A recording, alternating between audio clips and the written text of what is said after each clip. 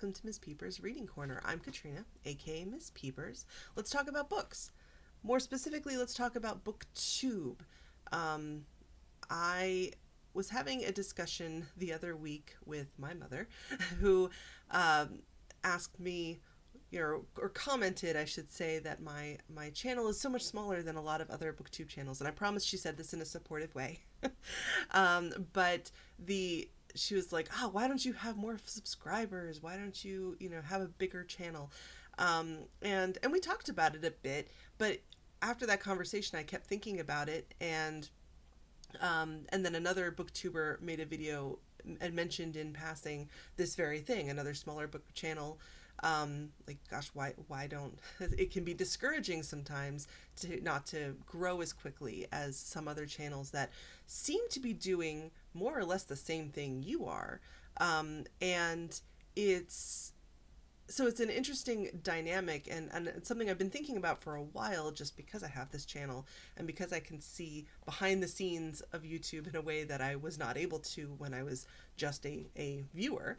And so I wanted to get into a little bit what constitutes, or what is necessary, I guess, to grow a channel, and why some channels do better than others. And before we get too far into this, though, I want to be really, really clear. This is not me whining about my channel being too small. And I will actually talk about some deliberate decisions that I have made for myself, because I know that there's some things that I could be doing that I'm not. And we'll talk about that. So let's talk about BookTube. The ultimate question, why don't you have more subscribers? So I've been on BookTube since January of last year, so a year and a couple months. And I have about 170, I think I just checked, it's 171 now, 171 subscribers, which I think is actually pretty good, but but you can see up at the top of any channel that you look at in YouTube how many subscribers the person has, and also how many videos they've got out there.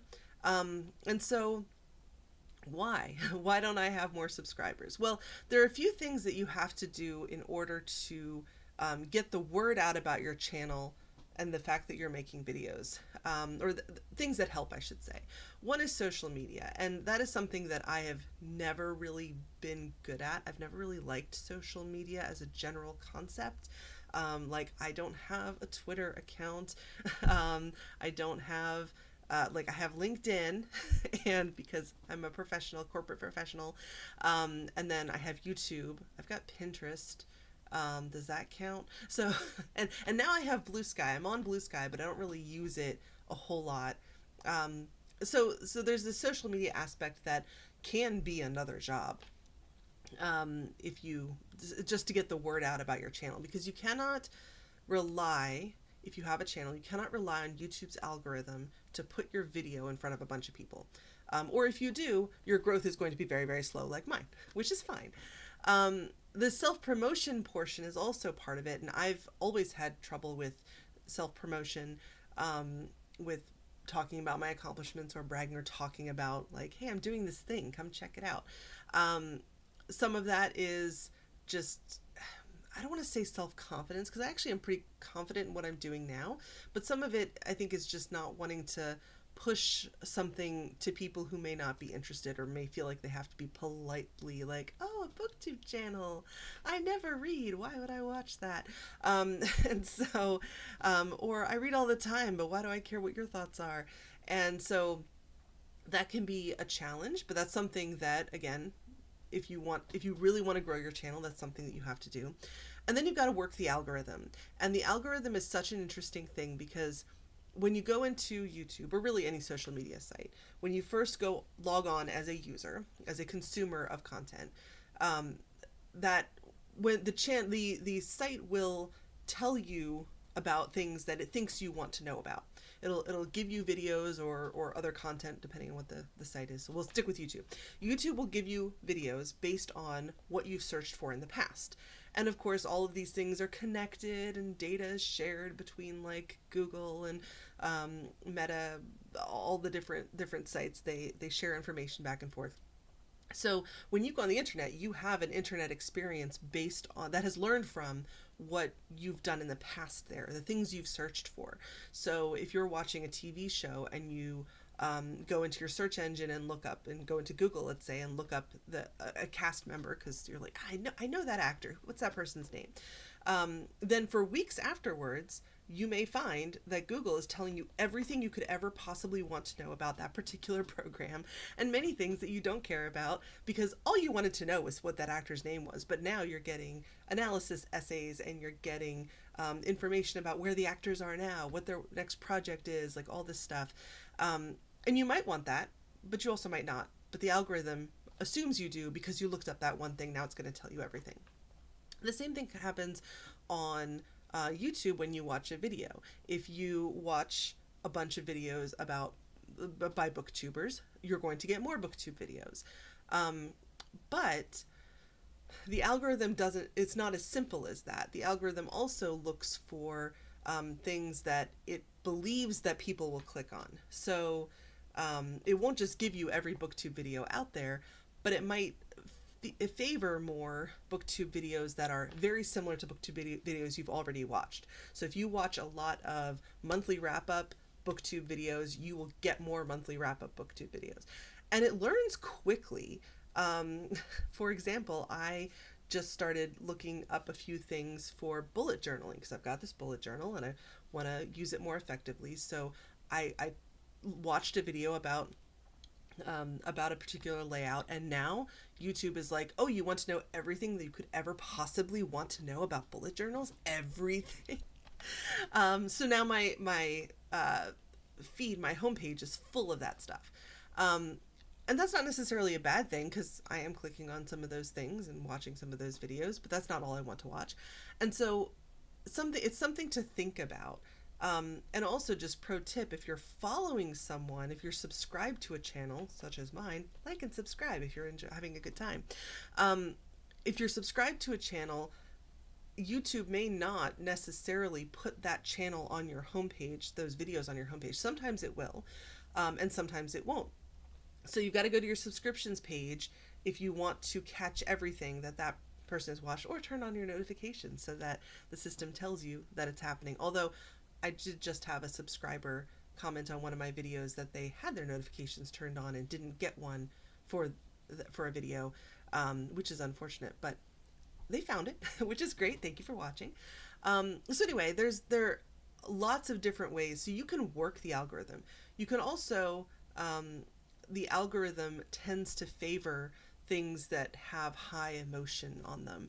So if I were to create a video with if I create a video with an exclamation point, actually, let's look at my videos. I want to show you a little bit behind the scenes, and then we'll get back to the rest of this. So if you're a YouTube creator, you can go into YouTube Studio if you have a YouTube account. You just won't have anything if you don't have content. But so these are the views that I've gotten. So I've gotten some views. I've gotten more views in the last month than I have. I've got a little bit less than usual. But anyway, I've gotten more subscribers. But if I look at my top content, and so this is the last month, we've got, pardon me, it's resetting itself. We've got some of my recent stuff, which makes sense. More recent content is going to have more views in the short term. But then I also have this video from about the Captain Underpants books from Banned Books Week from October. And if you look, I mean, the next couple are, I do a lot of book reviews, of course, but I've got Banned Books Week here. I've got a Banned Books Week here. So some of these are going to be videos that people are searching for, but I've got like Ruining a Children's Classic, my book review of Redwall, Hold On to Your Butts, exclamation point. Heart-wrenching, that's an emotion, let's do this. So there's a lot of like reset type content that people like. So this is, reflecting on the previous year and planning for the next year. That tends to be fairly popular content just generally, I think, across any topics and any thing that people are talking about on their channels. So if you look at some of this, and like I don't have a ton of views, but like I was looking through some of the content, and like even looking at my top videos, the um, now I can't find it, where I'm looking at the top videos, you can look at different time periods, and this, like Captain Underpants, there's something about this video. People keep coming back to it. So anyway, all of that is to say that the algorithm has a lot of nuances to it, but there are a few things that you can work in your favor if you want to. You can do the same thing with thumbnails. Like, are your thumbnails really well put together? Which is here, creating and posting videos. So I mentioned the high emotions, anything with a high emotion, and that includes titles, that includes the thumbnail. If I have a picture of myself having a big emotion on that thumbnail, people are probably more likely to click on it, which is interesting. And I see other YouTubers do this, where they'll have a channel, a topic, something like they might be talking about how they might be talking about like how they're looking at different books and comparing them, but they won't say I'm comparing books, they'll say I'm judging books on their merit, and technically that's what they're doing, but the sound of it has a bit more I guess oomph to it. Oh, and I see Kevin B, welcome. Hello. And thank you for saying hi. And so, yeah, I spell slots instead of spoons. I love it. And we'll definitely talk about the spoons in a minute. I see you got to go, so hopefully you can catch this in the rewatch. So yeah, high emotions are a big thing, trendy topics. So you'll notice if you follow any particular sphere, so BookTube, everyone seems to be reading the same handful of books at the same time. Everybody seems to be book tags or tag videos are a little bit different in that they're meant to be passed around where people use the same tags, but you'll see those things kind of go through, and everyone's fighting for attention. So if you're talking about something that lots of people want to talk about or lots of people hear about, then that's great. But then you're also fighting with those other people to talk about the same thing, and a viewer is not going to watch 20 videos all on the same topic. Probably most viewers. They might watch one or two, but everyone's out there talking about the same thing. So it's fun stuff. Fun stuff. But mostly what you're dealing with when you're trying to grow your channel is a lot of luck, and that, and hard work. And so what the next question is, why don't I do all of these things? If I know so much about how to make your channel super successful, why don't I do it? Well, first of all, I have bills to pay. I have mouths to feed. If you've been here before, I have many cats and also a husband, and of course myself. So we can't afford for me to quit my corporate America job and go full-time on YouTube without some sort of assurance that salary can be replaced. And not that it couldn't be on YouTube, but that is a ton of work. And there are definitely very successful YouTubers who make a lot of money, who make a salary. Well, it's not a salary. Who make enough income to do just that full time. But they are working hard. They are hustling. They are spending a lot of hours. They're putting in a lot of energy. And so, yes, there's a luck component, but hard work is a huge portion of it as well. I do have hobbies that are not reading. That's another piece. This is a BookTube channel to talk about books, but I of course read a lot, but I don't just read. I like to assemble Lego sets, and I like to play video games and watch TV and go outside and touch grass and all of those things. So those aren't all represented on my channel, so they don't all translate into content, and I'm actually okay with that, not having everything that I do translate into content. If that's something you do and that works for you, awesome. That's just not where I want to be. That's not the life I want to live. And then finally, neurodivergence. So I have depression, and so I am not neurotypical, as it were. in that way. So one thing that depression and other mood disorders do is they mess with your ability to get stuff done. And we'll talk about this when we talk about spoons very soon. But because you are because my depressed brain will tell me things like this isn't good enough, or I can't, you can't do this, or gosh, I want to do this thing, but it's just going to take a lot of energy. I don't have the energy. I don't have the spoons to look ahead. And I want to be really clear that this isn't every single minute of every single day. I certainly have a lot of, positive mood days, but but mood disorders, mental health, chronic illness is another one, which is where we'll talk about spoon theory. They can get into your head and have this cumulative effect that make it hard to get through your to-do list, get through the things that you want to do in addition to the things that you have to do. So let's talk about spoon theory, because when I read about spoon theory some time ago, it really clarified a number of things for me. So spoon theory is a concept developed by Christine Miserando, and I have her essay in the description box of this video, so definitely check that out if you're interested. But Christine Miserando has lupus, and she was talking to a friend of hers who asked her, okay, what is it actually like, though, to have this chronic illness? And Miserando grabbed a bunch of spoons, handed them to her friend, and said, okay, let me describe this via metaphor. Talk me through your day.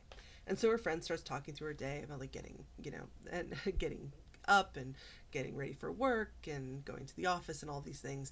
And with each activity that she listed off, Miserando took a spoon away, and it's like, okay, this represents energy that task takes you. So you lose a spoon for getting out of bed. You lose a spoon for getting dressed, and a spoon for making your breakfast, and a spoon for going into the office, and so on and so forth. And before her friend knew it, she didn't have any spoons left, and it was like early evening, late afternoon, and in this hypothetical day.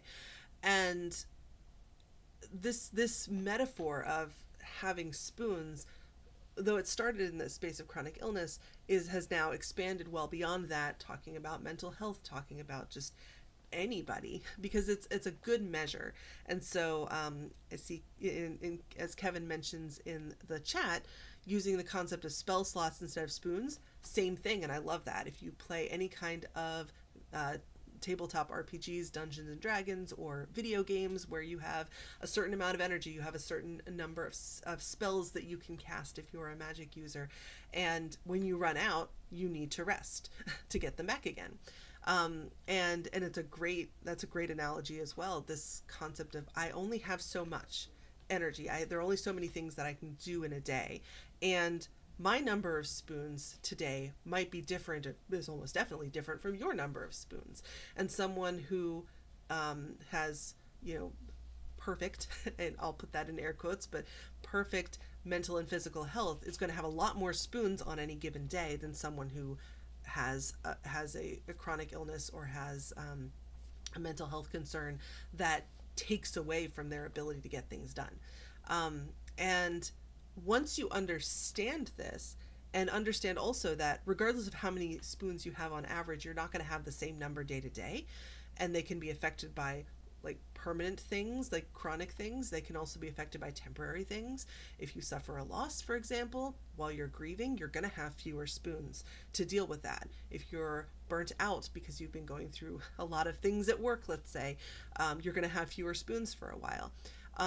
And this concept just helped so much, this idea that not everyone has the same amount of energy. Because the thing is that in our society, particularly, and I'm going to focus more on Western society, particularly the United States, where we just have this concept of productivity. Thank you, Puritans. This concept that we have to be constantly productive, and that every minute of every day has to be spent doing so many things. Do all the things. And if you haven't done all the things, then you have failed. And you see this when we talk about having a job, a career. You can't, just a job isn't enough. You have to have a career. No, that's ridiculous. We have jobs for the sake of making money. If you're a parent, particularly if you're a female parent, but if you're a parent in general, you're expected to have this extra level of energy that, like, having kids actually has the opposite effect. I feel it drains your energy. And because you have more things that you need to deal with, you have more things you need to worry about. So people have this feeling that once I hit the weekend, now I've got, if I have my 40-ish hour a day, or hour a week, not a day, a week job, in corporate America, then on the weekend, that's when I'm doing my household chores and running my errands, or maybe after work in the evening, I've got to do all those things. We have this feeling that we have to be constantly running, we have to be constantly on. And so how do you manage this? Well, first you need to know yourself. You need to be honest with yourself. If with no one else, be honest with yourself about how much energy, or how many spoons, how many spell slots, however, whatever metaphor you want to use, how much do you actually have on this given day, on that given day? How much do you have? Because it doesn't necessarily match the energy someone else seems to have. Because that's the other thing. There's this trope of the constantly fatigued parent. I'll come back to parenting. This trope of the constantly fatigued parent. And some of that comes from people signing up or feeling like they have to have so much more done in a given day than somebody else, than they actually are able to do. And so for me, it took me a long time to realize that actually I'm not lazy. I'm not unproductive. I just am overusing my energy. So self-care is another piece of this, both serious self-care and fun self-care. And what I mean by that is that you have fun self-care, things like get a massage if you can afford to get a massage, or if you have the time, meditating, sitting in the bubble bath, reading a book, like doing things that kind of shut down your brain. Those are fun things, and those are good things to do. But also serious self-care things like eating properly, drinking water, and exercising. The things, having your regular doctor's appointments. And again, I know there are assumptions that you even have access to that stuff, which is becoming less and less of a given as days go on. But there's things that you need to do to take care of yourself that are not necessarily the fun things. No one's like, yay, I get to have a mammogram. But if you get your regular mammograms, if you're a person who needs them, then you have that peace of mind that either everything is good, or if something is not, that you'll catch it quickly. So those are the kinds of things that you want to remember are also self-care. And then say no to things. And sometimes you need to say no to things that you want to do. And this is such a difficult thing. And I'll give you an example. So, one of my favorite actors is David Tennant. I'm not alone in this. Lots of people feel that way. Several years ago, he came to my home city, to a convention, and I was going to go. I planned to go. I had my ticket. I was ready to go. I was going to do he had a panel discussion. I was going to do all the things. But some stuff happened that week, and I was not in a good mental place. And I woke up that morning and I realized that there was no way I was going to be able to manage the crowd, that I was going to be able to get through the day at that convention without breaking down into tears. And to be honest, I didn't get through that day, period, without breaking down, but that I was home. But the point is that you've got to remember that if you are not able to do something because of your mental health or your physical health or just what's going on with you at that time, It sucks. And I was mad at myself. I was mad at the situation that week that led to my feeling that way. There were external factors of the whole thing I'm not going to get into, but, and the situation has passed, but that really upset me. But I realized at the time, thankfully, and I realize also in retrospect that that was the best thing for me to do for myself, because had I pushed through, had I attempted to go do that thing that I really wanted to do, even though I didn't have the spoons for it, I know that I would have wrecked myself for much longer than, and I wouldn't have been able to recover as quickly as I did, because I took that day and looked after myself that day. So it can be really, really, really, really hard, but you've got to say no to things sometimes, especially sometimes things that you want to do that are just going to take too many spoons. The other thing that I came across recently, so Amanda Carey is a content creator who, or I guess I went to a webinar. I had access I was able to see her speak at a webinar, and she does planning for, I think she's on the internet as the ADHD lady. She does planning, has planning services for people with various types of neurodivergence, focusing, I think, on ADHD and autism, but she works with other folks as well. And in this talk, she was talking about red, yellow, and green spoon days, to think about for each of your days. You know, do you have a lot of spoons? Do you have a normal or middle amount of spoons, or do you have almost no spoons? And to adjust your day as best you can to honor those things. So one thing that she said that I thought was really interesting was, and kind of eye-opening, was that if you have any kind of chronic illness or neurodivergence, chances are very good that most of your days are going to be yellow, that you're not going to have very many green spoon days. And that's okay. And that's a truth that you have to acknowledge about yourself and not try to force it. Again, don't try to force yourself to have a green spoon day when you're not green in your spoons. Or like, if you have to push through something, just know that the next day is probably going to be red. And you're going to have to adjust to that. So those are things to think about as well, that you want to make sure you've got yourself in mind. And I don't mean in a selfish, like, well, I'm just declaring this a red spoon day, so screw everything that I committed to, because sometimes you have to follow through on certain things, but honoring yourself, especially when you're making those commitments, trying to predict that as best you can, that makes a huge difference, and in your life and also in your relationships.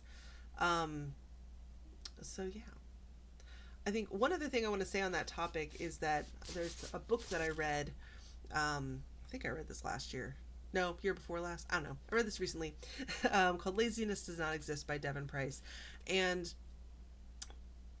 this book talks about exactly the kinds of things that we've just been talking about. It talks about the fact that we have this hyper focus on productivity. Again, this one also focuses on largely American society, but Western society, that we have this hyper fixation on productivity, and that we tell ourselves that we are lazy when we are not. We tell ourselves that we don't have enough, that we're not enough, when in fact the expectations are just unnecessarily high.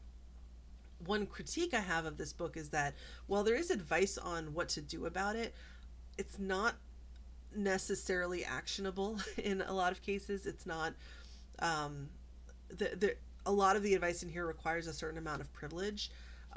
For example, things like saying, well, talk to your employer about flex time or remote work. Not everyone can do that. Not every employer is open to that. Not every job is conducive to that. And I don't think the answer to I'm working too much is just work less. But it can be strategically working less in certain ways. But you don't want to do that in such a way that threatens your livelihood.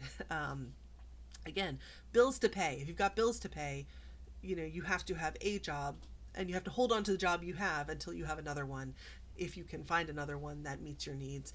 it's this was published in 2021, and I think back then many of us, myself included, had a much higher expectation of employers, and particularly in corporate employers, that or particularly office, like for office jobs, that things like remote work and flexible time would become more available in light of what we all had to do in 2020. But yeah, read some headlines. That's not really happening as much as it really should be. But regardless, this concept of hustle culture, and you can't do anything that you haven't monetized is it is a toxic thing, and a lot of the problems are largely systemic. So while Price does get into that a little bit in this book, an individual can't necessarily make broad systemic changes. You can support them, you can talk about them, you can work towards them, depending on what you do and what place you have in your society. But at the same time, like, I'm not gonna fix corporate America with one video about spoon theory, and much as I would love to say, people used to work a lot fewer hours until the Industrial Revolution, when suddenly this 40-hour work week showed up, and now people are working even more than 40 hours at jobs that, first of all, don't need to be done that much, but also that you become less productive the more hours you work in a day. It's just fascinating. Anyway, so that's really what I wanted to share with everybody today. Just some things that I've been thinking about, particularly as I am trying to finish any book, which I have been, I've been reading slowly, but next week I should be done with Everything is Tuberculosis by John Green, possibly one or two other books, but we'll see. We'll see. I've got a couple of books in flight at the moment, but I just want to leave this with, above all, keep reading always. But reading can also cost spoons, potentially, depending on what's going on with you. So don't use spoons you don't have on reading. Reading can be self-care, but it can also take up energy. So do what you need to do, take care of yourself. But in general, definitely keep reading, because we need lots of readers right now.